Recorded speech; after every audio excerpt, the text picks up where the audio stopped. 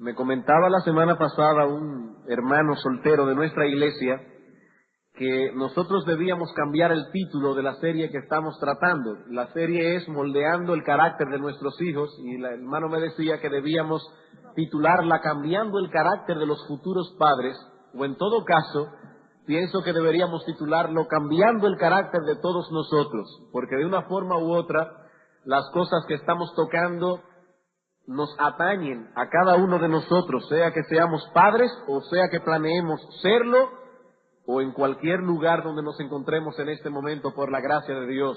No podremos dedicarnos a moldear el carácter de nuestros hijos si primero no nos dedicamos con ahínco a moldear nuestro propio carácter. De hacerlo de otro modo seremos algo así como un analfabeto que está tratando de enseñar a alguien a leer. No solo podríamos ser acusados de hipocresía por estar tratando de que otros hagan lo que nosotros no estamos haciendo, sino que con toda justicia aún podríamos ser acusados de insensatez. No podemos dedicarnos a moldear el carácter de nuestros hijos si primero no nos dedicamos con ahínco a trabajar con nuestro propio carácter. De todos modos, esta serie llevará el mismo título que le pusimos originalmente, pero oraremos al Señor que continúe hablando a todos a través de los sermones. La semana pasada nosotros comenzamos a tratar con el tema del dominio propio y vimos básicamente dos cosas. A modo de introducción, ¿qué es el dominio propio? Y luego nuestro primer punto, el lugar central que esta gracia, esta virtud ocupa en la vida piadosa. Nosotros decíamos que el dominio propio es lo opuesto a la autoindulgencia, es lo opuesto al espíritu indisciplinado, impulsivo. Las personas que carecen de dominio propio tienden a la adicción de ciertas cosas, se caracterizan por ser adictos. Y hermanos, no nos estamos refiriendo únicamente a adicción al alcohol, adicción a las drogas o a cualquiera de los otros vicios que nosotros generalmente conocemos. Algunas personas no pueden ni siquiera moderar el uso de las amistades, por ejemplo. No pueden moderarla. Con mucha facilidad crean una dependencia emocional y se hacen adictos de otras personas. Esto es característico de la falta del dominio propio. ¿Qué nos dice la Escritura? Que tales individuos son como una ciudad derribada y sin muros. Así como los muros defendían las grandes ciudades, de la misma manera es el dominio propio que defiende el alma del hombre. Una persona que no posea dominio propio no tendrá defensa contra los ataques de sus corrupciones personales. Dice Charles Bridges en su comentario de Proverbios lo siguiente acerca de este texto. Aquel que no gobierna su espíritu es una presa fácil del invasor. Cualquiera puede irritarlo y atormentarlo. Se rinde en el primer ataque de sus pasiones descontroladas sin ofrecer resistencia. Al no tener disciplina interior, la tentación se convierte en ocasión de pecado y lo conduce a extremos que él no había contemplado. Ese es el problema de la falta de dominio propio. Conduce a extremos que la persona no había contemplado al principio. Las personas que carecen de dominio propio también se caracterizan por ser impulsivas. Actúan por impulso, hablan por impulso. La Escritura los describe como espíritus sin rienda. Espíritus sin rienda. Y la idea es la de una bestia sin control. Yo no sé cuántos de ustedes han tenido la experiencia de estar encima de un caballo desbocado o de un caballo mañoso, difícil de controlar. Cuando uno está encima de una bestia como esa, el corazón se acelera, porque uno sabe que está corriendo un riesgo. De un modo u otro, uno está corriendo un riesgo encima de una bestia sin control. Lo mismo ocurre con las personas impulsivas. Uno nunca sabe con lo que van a salir en los próximos momentos. Y ponen a uno nervioso. Uno nunca sabe lo que van a decir, ni cómo lo van a decir, ni cuándo van a decirlo. Son como una bestia sin control. no tienen riendas en su espíritu. Y uno sabe que al lado de esas personas uno está corriendo un riesgo todo el tiempo. ¿Qué es entonces el dominio propio? Decíamos la semana pasada que el dominio propio es actuar por principios bíblicos independientemente de lo que sintamos o de lo que deseemos internamente. Eso es dominio propio. En otras palabras, esta gracia es el predominio de los principios bíblicos sobre los sentimientos y deseos. Jerry Bridges, que no es ni siquiera pariente de Charles Bridges, dice en su libro La devoción a Dios en acción, que el dominio propio es el ejercicio de la fortaleza interior bajo la dirección del buen juicio que nos permite hacer, pensar y decir las cosas que agradan a Dios. Esto es dominio propio. Es una fortaleza interior mezclada con buen juicio. Y esa fortaleza interior mezclada con el buen juicio nos permite pensar, hacer y decir únicamente aquellas cosas que agradan a Dios. Así que el hombre que posee dominio propio, aunque no deja de experimentar la lucha que todos tenemos con la corrupción que aún mora en nosotros, aunque tiene lucha con los malos pensamientos, sus deseos, sus pensamientos, sus emociones están bajo el control de los principios bíblicos. Esta persona tiene lucha, igual que usted, igual que yo. La diferencia es que los pensamientos, deseos y emociones de esta persona están bajo el control de los principios escriturales. Eso es dominio propio. O sea que a la hora de actuar, esta persona no se pregunta primero, ¿qué deseo hacer? ¿Qué me gustaría hacer? No. La persona que tiene dominio propio se pregunta primero, ¿qué dice Dios? ¿Qué desea Dios? ¿Qué quiere Dios? ¿Qué opina Dios? Hermanos, eso es dominio propio. Muchas veces nosotros no desearemos apartarnos para tener un tiempo a solas con el Señor leyendo su palabra. Muchas veces no lo querremos. Hay muchas cosas que son más fáciles para nuestra mente. Por ejemplo, ver televisión, leer una revista, leer el periódico. Aún leer un buen libro cristiano es más fácil que leer la Escritura misma. ¿Qué debemos hacer en ese caso? Debemos subyugar el deseo y hacer lo que debemos hacer aunque no lo deseemos. Ah, hermano, pero eso no es hipocresía, no, eso es obediencia. No debemos confundir hipocresía con obediencia. Eso es obediencia. Y mientras más espiritual sea una actividad, más resistencia encontraremos en nuestra carne. ¿Por qué? Porque nuestra carne está llena de deseos que son antagónicos a Dios. Santiago nos dice en su carta que nosotros tenemos deseos que nos atraen y seducen. Pedro nos dice que esos deseos batallan contra nuestra alma, y el apóstol Pablo nos dice en Efesios que esos deseos son engañosos. Y lo peor de todo es que esos deseos viven dentro de nosotros. No son cosas externas, viven dentro de nosotros. Y no solo nos seducen al mal constantemente, sino que también se oponen a todo bien. ¿Qué dice el apóstol Pablo? Cuando quiero hacer el bien descubro esta ley, que el mal está en mí. La corrupción que mora en nosotros se activa con más violencia y con más ímpetu precisamente cuando deseamos hacer el bien. Si no poseemos dominio propio, estaremos indefensos contra los ataques despiadados de nuestros propios deseos, de nuestra propia corrupción. Como dice el profeta Isaías, nuestras maldades nos llevarán de un lado a otro como lo hace el viento con una hoja seca. Isaías capítulo 64, versículo 6. Así que el dominio propio, hermanos, ocupa un lugar central en la vida piadosa. Ya vimos lo que es dominio propio, ya vimos el lugar tan importante que ocupa en la vida de piedad. Lo que vamos a hacer ahora es aplicar esta enseñanza en 5 áreas específicas que son las que más batalla nos darán en el trabajo con nuestros hijos. Nosotros queremos que nuestros hijos desarrollen ese control interior, pero hay 5 áreas que nos van a dar mucho trabajo, las que más batallas nos darán. Primero, el comer. Segundo, el dominio de las emociones. Tercero, el dominio de la lengua. Cuarto, el uso del tiempo. Quinto, el uso de las posesiones. Y hermanos, yo espero que antes de abril yo pueda terminar con estas 5 cosas. Es lo que me he propuesto.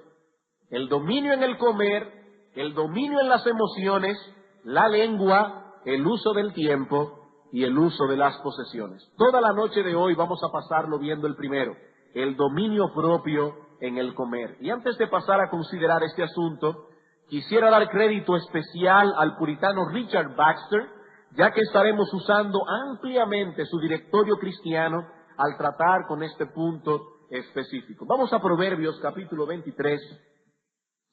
Proverbios capítulo 23 y vamos a leer varios versículos de ese capítulo. Proverbios capítulo 23, primero los versículos 1 al 3. Versículos 1 al 3. Aquí encontramos a un padre piadoso aconsejando a su hijo a tener bajo control una serie de apetitos que hay en todos nosotros. Dice Salomón aquí, cuando te sientes a comer con algún señor, considera bien lo que está delante de ti y pon cuchillo a tu garganta. Si tienes gran apetito, no codicies sus manjares delicados, porque es pan engañoso. Versículo 19 al 21. Oye, hijo mío, y sé sabio, y endereza tu corazón al camino. No estés con los bebedores de vino, ni con los comedores de carne, porque el bebedor y el comilón empobrecerán, y el sueño hará vestir vestidos rotos. Versículos 26 al 28. Dame, hijo mío, tu corazón, y miren tus ojos por mis caminos, porque abismo profundo es la ramera, y pozo angosto la extraña. También ella como robadora acecha, y multiplica entre los hombres los prevaricadores. Hay varias cosas que seducen nuestros apetitos y que nos llevan a la destrucción. Y el Salomón aquí, bajo la influencia y la inspiración del Espíritu Santo, menciona 3. La comida, la bebida y los impulsos sexuales. No vamos a tratar aquí por el momento con estas 3 cosas, pero lo que deseo que noten esta noche es la conexión que encontramos en las Escrituras entre estas 3 áreas de excesos. Hay una conexión en la Escritura entre estas 3 áreas de exceso. Exceso en el comer, exceso en el beber, exceso en los impulsos sexuales. Ninguna de estas cosas, debo aclarar, son malas en sí mismas. Ninguna de estas cosas que aparecen en el texto son malas per se, malas en sí mismas. Pero aquí se está hablando de ellas, del disfrute de ellas en el terreno de lo ilícito. Estamos hablando de falta de moderación, del uso excesivo de los placeres corporales. Noten la conexión. Versículo 20 y 21, no estés con los bebedores de vino. Cuídate de los glotones. Versículo 27, cuídate de la ramera. Hay una conexión en todo el capítulo. Hermanos, probablemente, lo más seguro, ninguno aquí tendrá que lidiar con el problema de que su hijo de 3 años es dado a la bebida. Probablemente ninguno aquí tenga problema porque su hijo de 2 o 3 años es dado a los excesos sensuales. Pero debemos saber que existe una estrecha conexión entre estas cosas. Si no les controlamos ahora sus apetitos por la comida, a medida que pase el tiempo, sus apetitos irán creciendo, sus apetitos irán diversificándose y eventualmente nosotros veremos cómo nuestros hijos se hunden poco a poco en el abismo de sus propios deseos pecaminosos. Al principio va a ser problema con la comida, con el hablar, con el dormir, pero a medida que nuestros hijos van creciendo, sus apetitos van creciendo también, sus apetitos se van diversificando. Así que nuestros hijos deben saber que existe un control en el uso de las cosas lícitas. Es lícito comer, es lícito beber, es lícito hablar, es lícito dormir, pero nuestros hijos deben saber que existe un control en el uso de las cosas lícitas. Hermanos, es lícito que disfrutemos de una comida que nos gusta. Eso es lícito. Recuerden que la Escritura no promueve el ascetismo, sino que más bien lo condena severamente. En 1 de Timoteo, capítulo 4, versículos 1 al 3, hay una condena explícita al ascetismo. Pero el Espíritu dice claramente que en los postreros tiempos algunos apostatarán de la fe, escuchando a espíritus engañadores y a doctrina de demonios, por la hipocresía de mentirosos que, teniendo cauterizada la conciencia, prohibirán casarse y mandarán abstenerse de alimentos que Dios creó, para que con acción de gracias participasen de ellos los creyentes y los que han conocido la verdad. Recientemente celebramos aquí en nuestro país el miércoles de ceniza. ¿Dónde dice la Escritura que el miércoles de ceniza no se come carne? ¿Qué dice el texto? Prohibirán casarse y mandarán abstenerse de alimentos que Dios creó. ¿Y cómo lo llama Pablo a eso? ¿Espiritualidad? No, Pablo lo llama doctrina de demonios, doctrinas de hombres hipócritas y mentirosos que tienen cauterizada la conciencia. Hermanos, Dios no ha mandado a nadie a quedarse soltero para servir a Dios. Dios no nos manda a restringirnos de ningún tipo de alimento.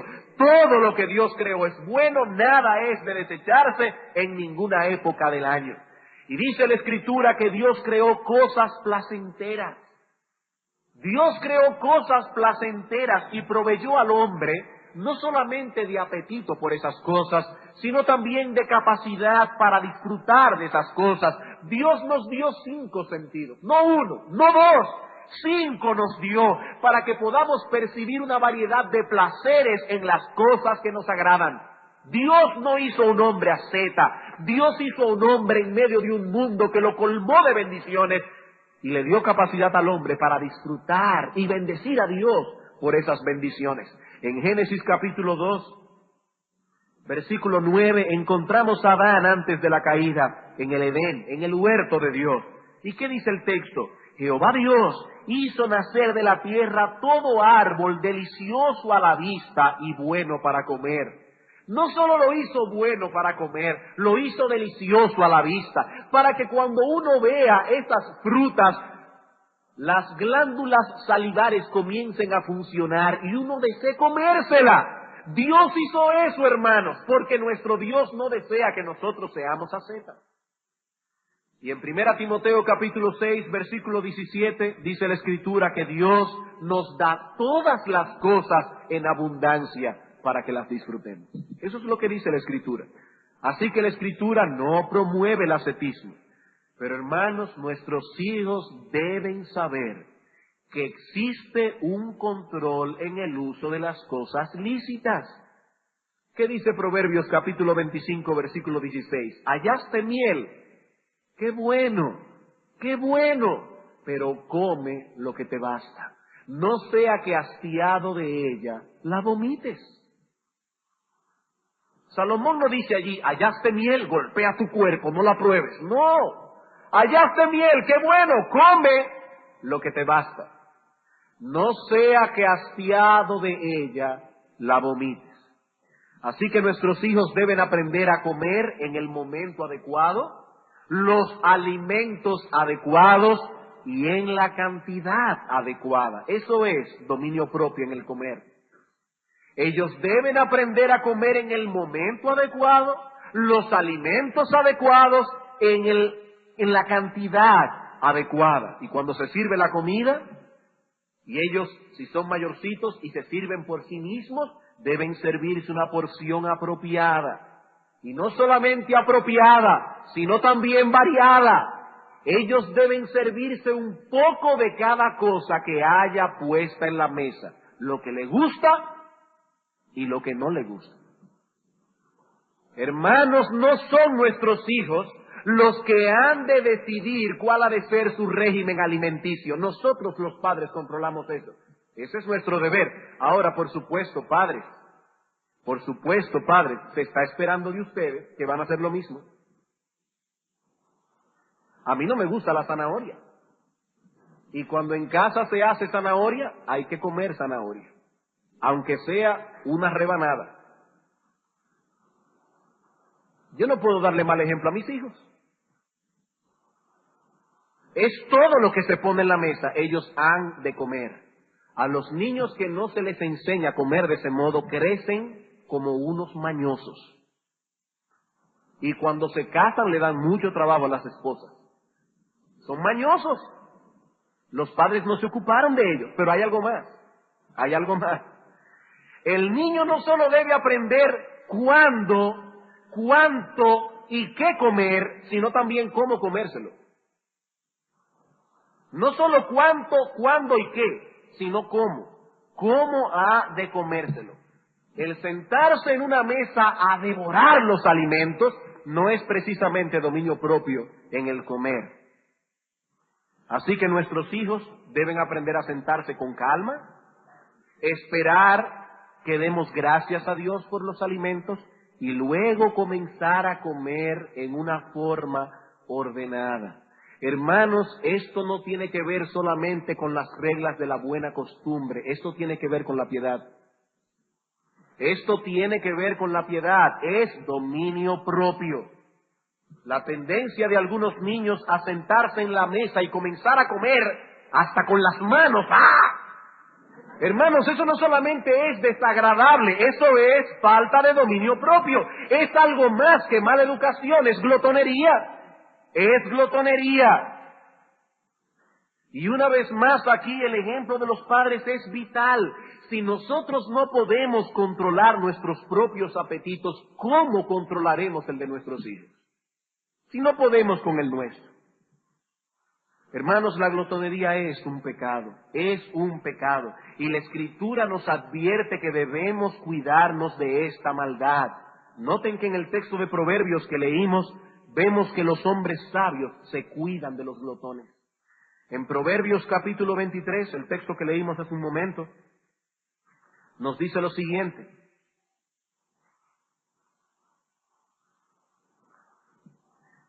oye, hijo mío, y sé sabio, y endereza tu corazón al camino. No estés con los bebedores de vinos, ni con los comedores de carne. Hijo mío, sé sabio, no te hagas amigos de glotones.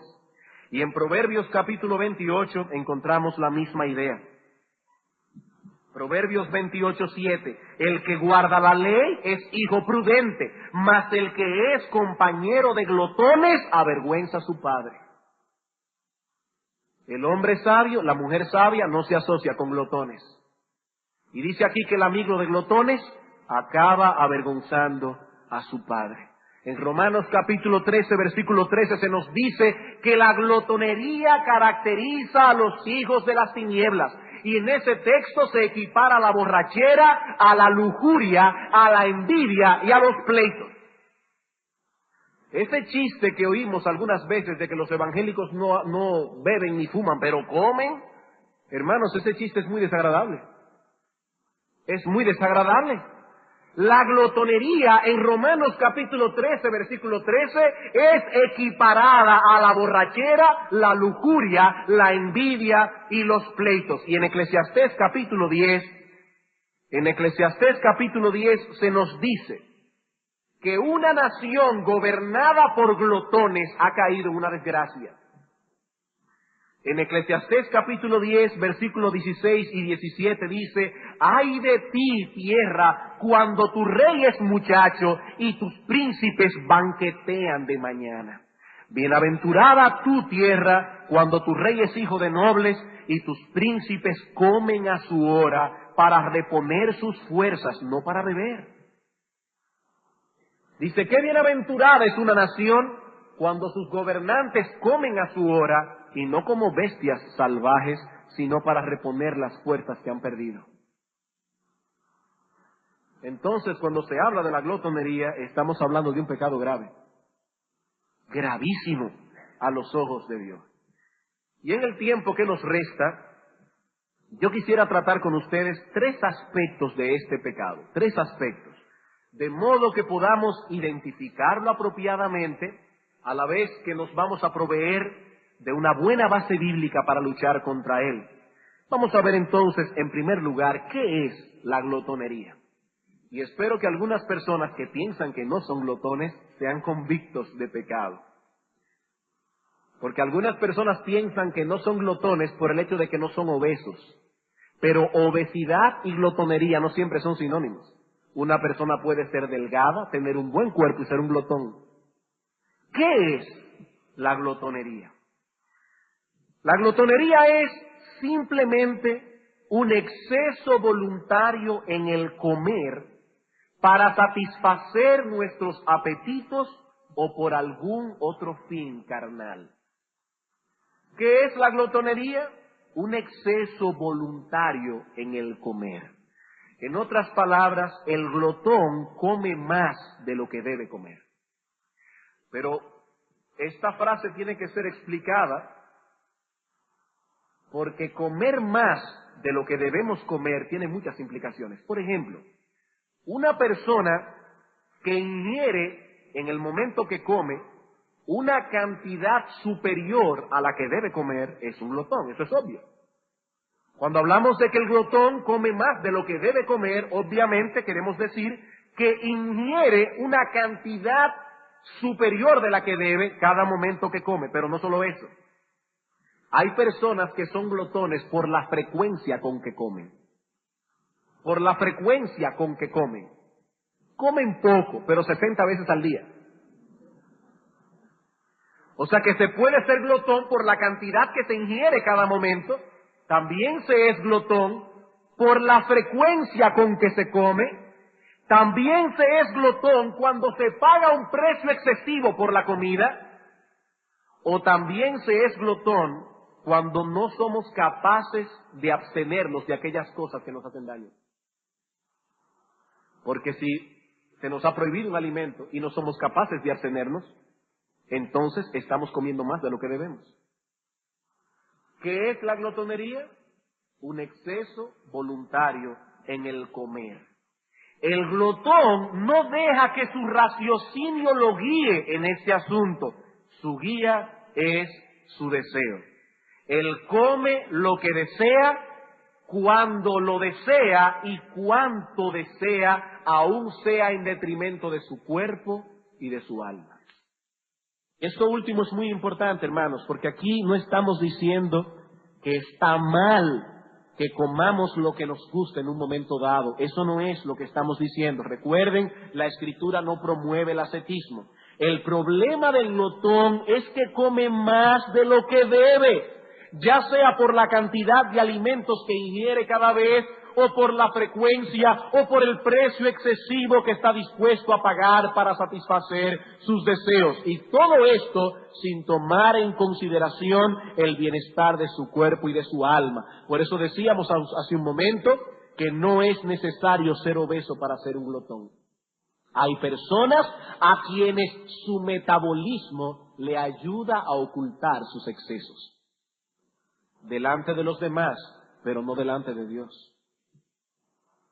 Hay personas que tienen un tipo de metabolismo que por más que comen no engordan. Y nadie ve el fruto de su mandíbula batiente. Pero Dios sí lo ve. Dios sí lo ve. Por ejemplo, lo que decíamos hace un rato. Si una persona está enferma y el médico le ha prohibido comer cierto tipo de alimento, ya sea una prohibición temporal o una prohibición permanente, y usted no puede someterse a ese régimen, eso es glotonería. Eso es glotonería. El glotón come lo que desea, aunque le haga daño. Él come lo que no debe comer, él come más de lo que debe comer, y eso es exactamente lo que la Biblia condena. Hermanos, Dios hizo los alimentos para nosotros, para nuestro provecho físico y para nuestro disfrute, pero no para que nos controlen.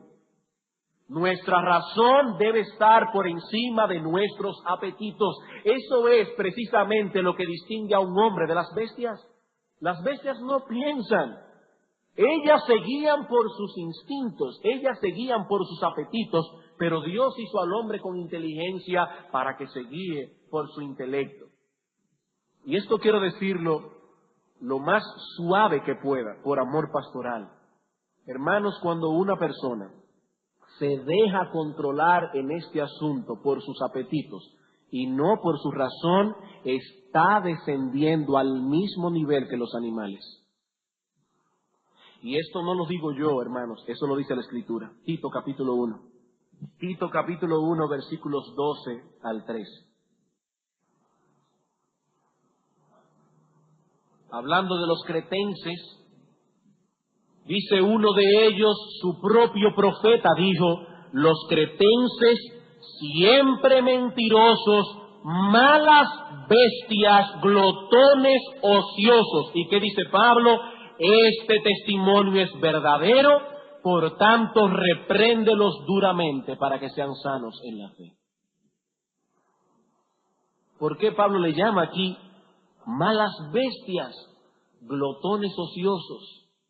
Porque se dejaban guiar por sus instintos, no por su razón, no por su intelecto. ¿Qué es entonces la glotonería? Un exceso voluntario en el comer. En segundo lugar, ¿cuáles son las causas de la glotonería? ¿Por qué algunas personas son glotonas? Y aquí debemos decir, hermanos, que muchas veces nos dejamos engañar por el pecado porque no los rastreamos hasta sus raíces. No los perseguimos. Perdemos de vista el principio espiritual que está detrás de las cosas y entonces el pecado no nos parece tan grave. Pero si conociéramos la fuente de donde emana la glotonería, veremos que se trata de algo perverso contra lo cual debemos luchar con la gracia de Dios. ¿Cuáles son las causas de la glotonería? Bueno, en primer lugar, la causa principal, por supuesto, es un apetito desordenado asociado con una mente carnal que piensa encontrar la felicidad en los placeres carnales. ¿Cuál es la causa principal de la glotonería? Es un apetito desordenado que se asocia a una mente carnal. ¿Y qué es una mente carnal? Y yo no estoy hablando aquí de un cristiano carnal. Ustedes saben que estas cosas no se enseñan aquí. Cuando hablamos de una mente carnal, estamos hablando de una mente no regenerada, de un hombre natural.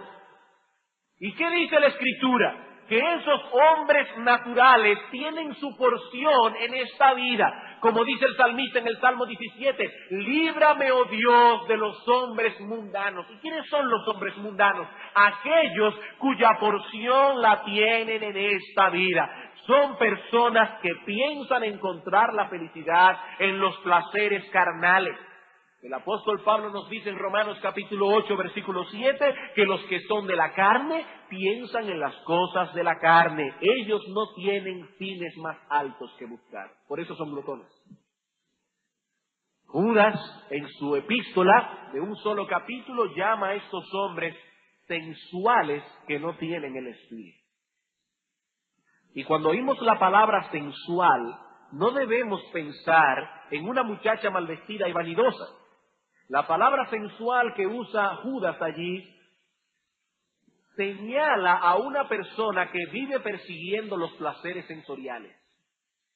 Su meta es satisfacer sus deseos sensoriales. ¿Por qué? Porque no tienen el espíritu. No tienen fines más altos que buscar. Y en otro lugar nos dice el mismo Judas que estos hombres se corrompen como animales irracionales. ¿Por qué? Porque los animales no tienen fines más altos que buscar. Y si una persona vive persiguiendo la satisfacción de sus sentidos, sea cual sea, no me refiero únicamente al apetito del vientre, sea cual sea el apetito, es como un animal irracional. Y la glotonería nace de una carencia de apetitos espirituales. La porción de estos hombres se encuentra en disfrutar de los deleites temporales. Ah, pero hermano, eso es en el caso de un inconverso. Pero ¿y qué en el caso de un cristiano? Bueno, en el caso de un creyente que ha caído en las garras de la glotonería, eso es un síntoma inequívoco de que se posee una fe débil y un intelecto débil. Hermanos, la glotonería no solo tiene que ver con la fe, sino también con el intelecto. Está íntimamente relacionado. Y cuando se es glotón, es porque se carece de una fe débil y de un intelecto débil, de un raciocinio débil. Es cierto que ningún creyente practica el pecado, pero todo creyente puede cometer excesos en un momento dado. Si su fe se debilita, lo mismo que su razón, los deseos de ese creyente se intensificarán más hacia los sentidos corporales que hacia el alma. Y por lo tanto, momentáneamente se verá atrapado en esa locura temporal. ¿Y por qué yo digo locura temporal? Porque pretender encontrar la felicidad en los placeres carnales es una locura temporal, y más para una persona que ha recibido la luz del Espíritu Santo. Es como si por un momento esa persona estuviera loca, completamente loca, ha perdido la razón momentáneamente, y por eso persigue la felicidad en los placeres carnales. Segunda causa, la glotonería no solo nace de un apetito desordenado asociado con una mente carnal, sino que la glotonería tiene la particularidad de que se incrementa con el uso. En realidad, esto ocurre con todos los pecados. El pecado es un monstruo que se alimenta de sí mismo. Así que lejos de saciarse, se vuelve más impetuoso y violento cuando es satisfecho. Esa es una característica clave del pecado. El pecado nunca se satisface. Cuando nosotros cometemos el pecado al cual somos tentados, ese pecado en nosotros se vuelve más impetuoso y violento. Un hombre que está acostumbrado a llevar una vida moderada ve los excesos como una carga. Si está acostumbrado a llevar una vida moderada, ese tipo de hombre, ese tipo de mujer, hasta se le quita el hambre cuando ve mucha comida junta, porque no está acostumbrado a comer así. Lleva una vida moderada. Ese apetito ha sido mortificado, pero no así el glotón. Por más que come, su apetito nunca se calma, sino que lo va sumergiendo cada vez más y más en sus excesos. Tercero, la pereza y la falta de diligencia en el llamamiento que Dios ha dado a cada uno en particular es un factor que influye también en la glotonería. Noten que en el texto de Proverbios que leímos en el capítulo 23, se asocia la glotonería con el mucho dormir. Dice Proverbios 23, 19 al 21, oye, hijo mío, y sé sabio, y endereza tu corazón al camino. No estés con los bebedores de vino ni con los comedores de carne, porque el bebedor y el comilón empobrecerán, y el sueño hará vestir vestidos rotos. Claro, aquí no se está hablando de un sueño normal. Aquí se está hablando de la persona que es muy dado al dormir. La pereza y la glotonería están íntimamente relacionadas. Dice Richard Baxter, a pesar de que el trabajo nos provee de un apetito saludable, aún así también es un buen remedio para la mente bestial y sensual. Un hombre que trabaja como debe trabajar va a tener apetito, y un apetito saludable. Pero lo interesante es que el trabajo al mismo tiempo lo va a curar de tener un apetito bestial.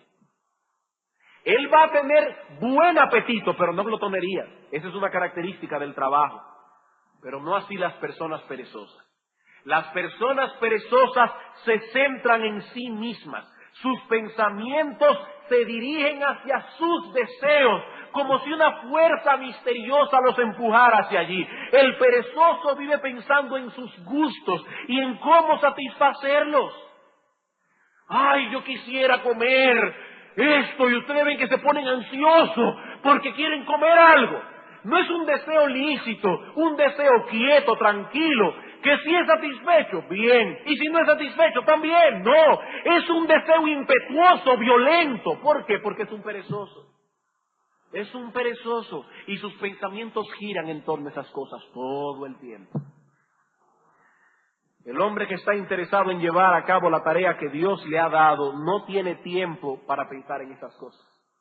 O por lo menos no tendrá mucho tiempo para pensar en ellas. Otra vez dice Baxter, aquel que permanece cerca de sus estudios, y él no se está refiriendo en el contexto a un universitario o a un colegial, sino a alguien que está ocupado en desarrollar la vocación que Dios le ha dado.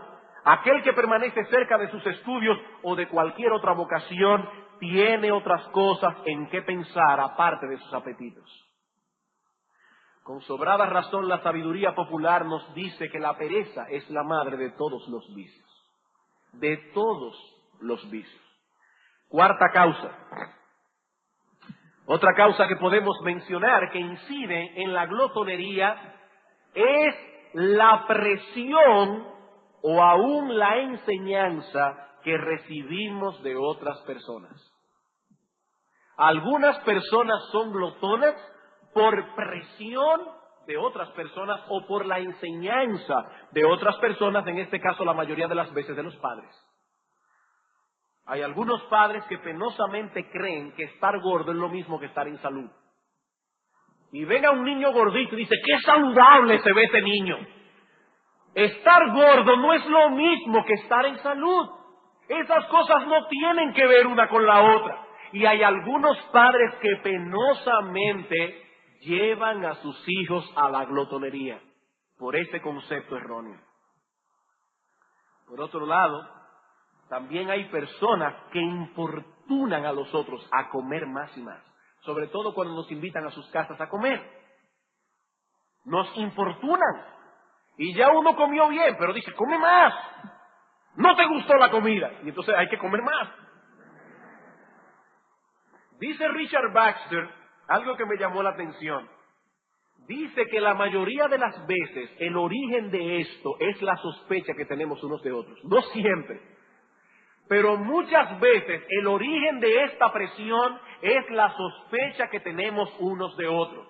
El que es invitado sospecha que no es bienvenido si no se les insiste que coma más. Y por supuesto el que invita, para no tener sospecha, insiste en que coman más, para que la persona crea que él es bienvenido. ¿Qué pasa? Que finalmente terminan todos comiendo más de lo que deben comer. Hermanos, sabemos que hay personas tímidas a quienes debemos estimular para que coman lo que es debido. Los invitamos a nuestra casa a comer y se sirven como un pajarito, no como un guaraguao, sino como un pajarito, verdaderamente. Y tenemos que decirle, hermano, amigo, como sea, come un poco más, porque lo estamos estimulando a que coma lo que es debido. Hay personas que son realmente de poco comer. No como alguien me decía en estos días, de fulano es de poco comer porque todo lo que come le parece poco. No, yo estoy hablando de una persona que realmente es de poco comer. Y uno puede lícitamente, con sabiduría, estimularlo a que coma, pero no a que come en exceso. Hermano, mira, si invitas a alguien a comer a tu casa y esa persona va a pensar mal de ti porque no lo impulsaste a la glotonería, recuerda que tu deber está por encima de tu reputación. Tu deber está por encima, la virtud es mejor que la buena opinión de los demás. Así que si él quiere pensar que tú no eres un buen anfitrión porque no lo moviste a la glotonería, hermano, que tu reputación no te preocupe, tu virtud es más importante. Y si por otro lado en algún momento debes estimular a alguien a comer y lo haces con sabiduría, lo haces con moderación, las personas sabias que estén presentes apreciarán tu forma de hacer las cosas.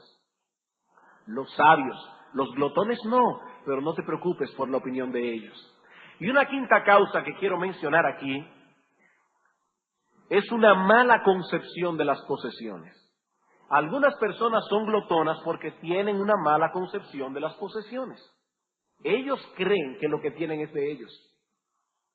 Y como es de ellos, tienen derecho a gastarlo como quieran. Es un mal concepto.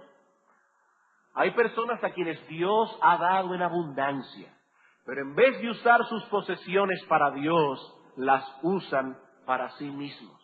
Como si Dios les hubiera bendecido para que satisfagan sus apetitos carnales. Ellos son como el hombre que el Señor menciona en Lucas capítulo 12.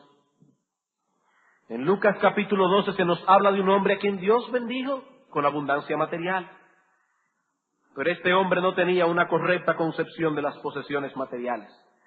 Dice Lucas 12:16, también les refirió una parábola diciendo, la heredad de un hombre rico había producido mucho. Y noten, él pensaba dentro de sí diciendo, ¿qué haré? Porque no tengo dónde guardar mis frutos. Y dijo, esto haré, derribaré mis graneros y los edificaré mayores, y allí guardaré todos mis frutos y mis bienes, y diré a mi alma, alma, muchos bienes tienes guardado para muchos días, repósate, come, bebe, regocíjate. Pero Dios le dijo, necio, esta noche vienen a pedirte tu alma, y lo que has provisto, ¿de quién será? Y ahora noten la conclusión del Señor Jesucristo. Así es el que hace para sí tesoro y no es rico para con Dios. ¿Cuál fue el problema de este hombre? Él no era rico para con Dios, él era rico para sí mismo. Él creía que tenía derecho a gastar su dinero como le viniera en ganas. Y hermanos, eso no es bíblico. Nosotros le pertenecemos a Dios. Él nos compró con la sangre de su precioso Hijo. Por tanto, todo cuanto poseemos, aun nuestra propia vida, pertenece a Él de igual modo. Por ello se nos manda en la Escritura a glorificar a Dios con nuestro cuerpo y también con nuestro espíritu, porque ambos pertenecen a Dios. A los evangélicos les fascina hablar de que Dios salve el alma, como si Dios se olvidara del cuerpo. No, hermanos. Dios salve el alma y Dios salve el cuerpo. Y todo cuanto tenemos es de Él. No podemos usarlo como a nosotros nos parezca. Primero a los Corintios capítulo 6. Versículo 19 al 20. ¿O ignoráis que vuestro cuerpo es templo del Espíritu Santo, el cual está en vosotros, el cual tenéis de Dios, y que no sois vuestros? Porque habéis sido comprados por precio. Glorificad pues a Dios en vuestro cuerpo y en vuestro espíritu, los cuales son de Dios. Hermanos, dice 1 Timoteo 6:17, que Dios nos da las posesiones, sí, para que las disfrutemos, pero haciendo una buena mayordomía de ello. Y llevar esas posesiones a un disfrute excesivo no es una buena mayordomía. Y todos nosotros nos pararemos ante el tribunal de Cristo para dar cuenta de esas cosas. Y allí temblarán aquellos que usaron la abundancia para satisfacer sus deseos carnales. Porque Dios nos da las cosas para que las disfrutemos, pero no para que hagamos un ídolo de ellas. No para que hagamos un ídolo de ellas. ¿Por qué algunas personas son glotonas? Porque ellos creen que tienen derecho a usar el dinero que Dios les da para gastarlo en excesos. Y Dios no nos ha dado el dinero para eso. Hermanos, yo pienso que estas cosas deben ser suficientes para amarrar la conciencia de cualquier cristiano acerca de la malignidad de este pecado. Pero de todos modos, me voy a permitir añadir unas pocas ideas más acerca de la gravedad de este asunto. La gravedad, hemos visto ya su definición, hemos visto sus causas, pero ya que muchos cristianos son indulgentes con la glotonería, vamos a tocar en estos minutos que nos restan, y les prometo que brevemente, la gravedad de este pecado. ¿Por qué la glotonería es un pecado grave? En primer lugar, la glotonería es un pecado grave porque atenta contra el amor a Dios y por lo tanto es idolatría. Hermanos, aquí no estamos jugando. La glotonería es un pecado grave porque atenta contra el amor a Dios y por lo tanto es idolatría. El glotón ha dirigido sus apetitos y sus deseos hacia la comida mayormente, cuando la Escritura es muy clara cuando dice que debemos amar a Dios con todo nuestro corazón, con toda nuestra alma, con todas nuestras fuerzas, con toda nuestra mente. Y noten el énfasis de nuestro Señor Jesucristo en la palabra toda. Con toda nuestra alma, con toda nuestra mente, no hay lugar para más nada. Pero el Dios de los glotones no es el Dios de la Escritura, es su propio vientre. Y una vez más, si alguien piensa, hermanos, y yo le he orado mucho al Señor que me ayude a decir esto con un corazón pastoral, si alguien piensa que me estoy excediendo en mis palabras, yo quiero enseñarle en la Escritura. En Romanos 16, 18 se nos dice que tales personas no sirven a nuestro Señor Jesucristo, sino a sus propios vientres, y con suaves palabras y lisonjas engañan los corazones de los ingenuos. El vientre de ellos se ha convertido en un ídolo, y ellos se han hecho siervos de su vientre. Y en Filipenses capítulo 3,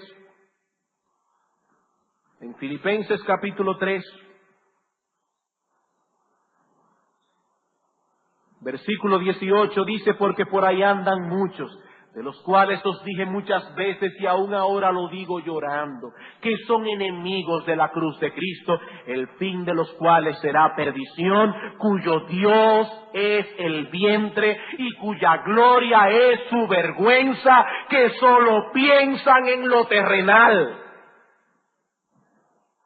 Solo piensan en lo terrenal. Su mayor placer consiste en agradar a su vientre. Sus pensamientos giran más en torno a la comida que en torno a Dios.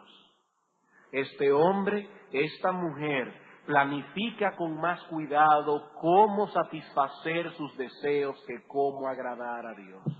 Por lo tanto, la comida ha dejado de ser para él un siervo que Dios le ha dado.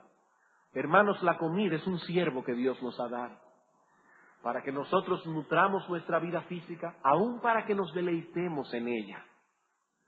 Pero para este hombre, para esta mujer, la comida ha dejado de ser un siervo, se ha convertido en un Dios, y ella se ha hecho siervo de la comida. En segundo lugar, la glotonería es un pecado grave porque es un suicidio. La glotonería es un pecado grave porque es un suicidio. No nos mata inmediatamente, pero nos matará seguramente. No nos matará inmediatamente, pero lo hará seguramente. Y la ley de Dios es muy clara cuando dice: no matarás, no matarás. ¿Y qué incluye el no matarás? Me voy a permitir leer aquí lo que dice el Catecismo Mayor de Westminster al respecto. ¿Cuáles son los pecados prohibidos en el sexto mandamiento? No matarás. Respuesta: los pecados prohibidos en el sexto mandamiento son el quitarnos la vida o quitársela a otros, a no ser un caso de justicia pública, de guerra lícita o de defensa necesaria. 2. La negligencia en el uso de los medios necesarios para preservar la vida o el desprecio de ellos. 3. El enojo pecaminoso, el odio y la envidia, el deseo de venganza, toda ira excesiva. Está prohibida. 4. Oigan esto.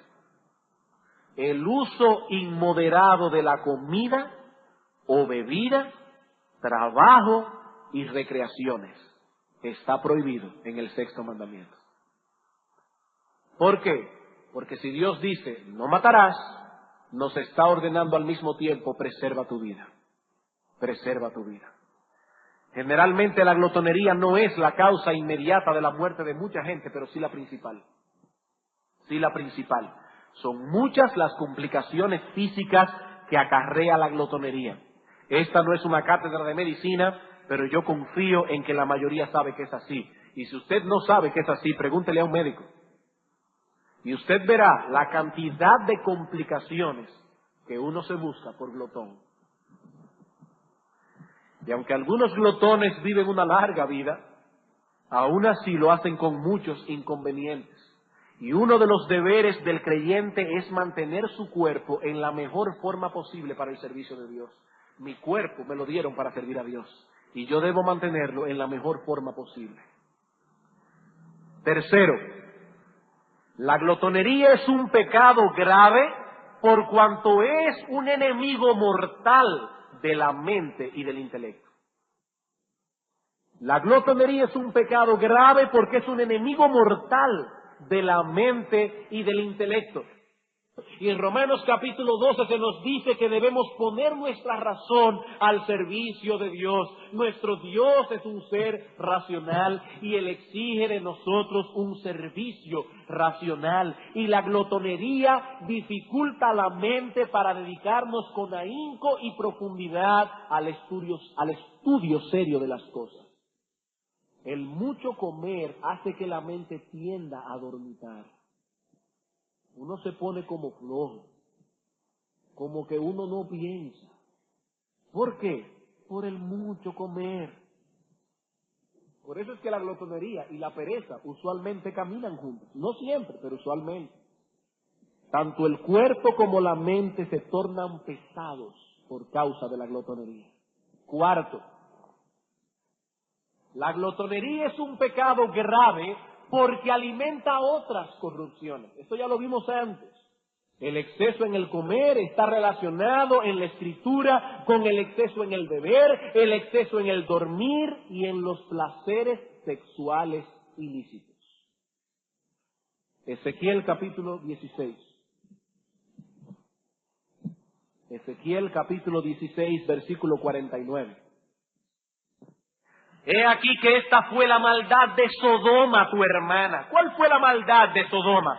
Soberbia, saciedad de pan, abundancia de ociosidad.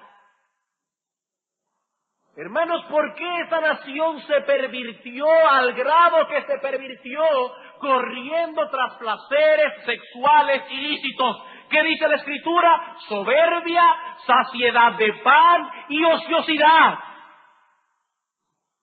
La glotonería es un pecado grave porque se complica con otros pecados. El que no puede refrenar su boca no podrá refrenar una serie de cosas en su vida. Quinto, la glotonería es un pecado grave porque pervierte las bendiciones de Dios. La glotonería es un pecado grave porque pervierte las bendiciones de Dios. Dios nos ha dado los alimentos y nos ha dado la capacidad de disfrutarlos como una bendición, como una gran bendición. Pero llevar estas cosas a un extremo es una perversión de la gracia de Dios. Es lo que dice Judas, convierten la gracia de Dios en libertinaje. Y finalmente, hermanos, este pecado se agrava aún más cuando pensamos en las necesidades de los pobres en general y en las calamidades que la Iglesia de Cristo enfrenta en muchos lugares en el mundo. Este pecado se agrava al pensar en la pobreza que hay en nuestro mundo en sentido general y en cómo hay muchos creyentes en el mundo entero que pasan calamidad para encontrar un pedazo de pan. Hermano, si Dios te ha provisto lo suficiente para alimentarte adecuadamente, hazlo sin ninguna carga de conciencia. No te sientes ahora con una porción de bizcocho de chocolate moderada y te gusta el bizcocho de chocolate y digas, ay, pero hay tantos pobres en el mundo. No, hermano, cómete el bizcocho de chocolate. Si Dios te ha provisto una cama, ¿para qué vas a dormir en el piso? Aquí no estamos hablando de eso, estamos hablando de excesos. Si Dios te ha provisto algo, hermano, dale gracias a Dios y disfrútalo. Pero lo que estamos diciendo aquí, hermano, no es lo siguiente. ¿Acaso no es incongruente que una persona que profesa ser cristiana se alimente en exceso cuando hay personas y aún creyentes en este mundo que ni siquiera pueden probar un bocado de pan en un día completo? Hermano, ¿no es incongruente? ¿No es penoso ver que en algunos hogares los perros comen mejor que mucha gente? Y lo que es más triste es que esos perros comen lo que sobra de la sobreabundancia que se sirve en esas mesas día tras día. Perros que comen mejor que seres humanos. Y hermano, ¿no nos avergüenza eso? ¿No nos avergüenza? Dice la Escritura, bienaventurado el que piensa en el pobre. En el día malo lo librará Jehová. Y debería avergonzarnos tener comida en nuestra casa que se bota y que se pudre. Y comer en exceso hasta hartarnos. Cuando hay personas que ni siquiera pueden comer moderadamente. Hermanos, ese pecado se agrava a los ojos de Dios. Se agrava a los ojos de Dios. En conclusión, hermanos, como yo espero que hayamos podido ver, la falta de dominio propio en el comer es un pecado grave a los ojos de Dios. Y es por lo tanto nuestro deber cultivar la gracia del dominio propio en el comer con respecto a nuestros hijos, con respecto a nosotros mismos. Yo debo repetir aquí, hermanos, aquí no estamos hablando de ascetismo, aquí no estamos hablando de lo que está pasando hoy día con mucha gente. Hay personas que se han metido en programas de dietas excesivas. Y hoy día hay personas en Occidente con abundancia de comida que están padeciendo una enfermedad del siglo XX que se llama anorexia, falta de apetito. Se meten en una obsesión por la dieta, la dieta, la dieta, la dieta. Hermanos, aquí no estamos hablando de eso. Aquí no estamos hablando de eso. Aquí estamos hablando de moderación. Y quiero recordar algo para que nadie vaya a juzgar al que tiene al lado. No siempre la glotonería se manifiesta con obesidad. Hay personas que tienen muy buen cuerpo y son glotones. Son glotones. Comen lo que no deben comer.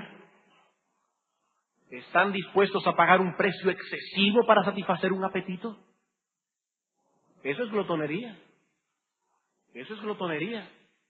Y por otro lado, para que nadie todavía juzgue al que está al lado, hay otros vicios que no se manifiestan como la glotonería, pero son peores. Son peores. Así que cada cual debe ir delante del trono de Dios y examinar su propio corazón. Examinar su propio corazón. Hermanos, Dios no nos pide que seamos ascetas, pero Él condena severamente la falta de moderación. Que Dios nos ayude para que podamos cultivar un estilo de vida en el cual Dios pueda ser glorificado en nuestro comer y en nuestro beber, porque eso es lo que enseña la Escritura. Si pues coméis o bebéis o hacéis cualquier otra cosa, hacedlo todo para la gloria de Dios, y no solo en nuestras vidas, sino también en la vida de nuestros hijos. Hermanos, yo sé que estas cosas que se dijeron hoy son duras, pero son bíblicas. Son bíblicas. Y estamos aquí, hermanos, con un corazón pastoral. Nosotros no queremos herir a nadie, y mucho menos queremos que un hermano se atreva a herir a otro en estas cosas. Pero, hermanos, estas cosas son bíblicas, y Dios quiere que nosotros seamos personas balanceadas, porque una vida balanceada es una manifestación de piedad. Vamos a orar.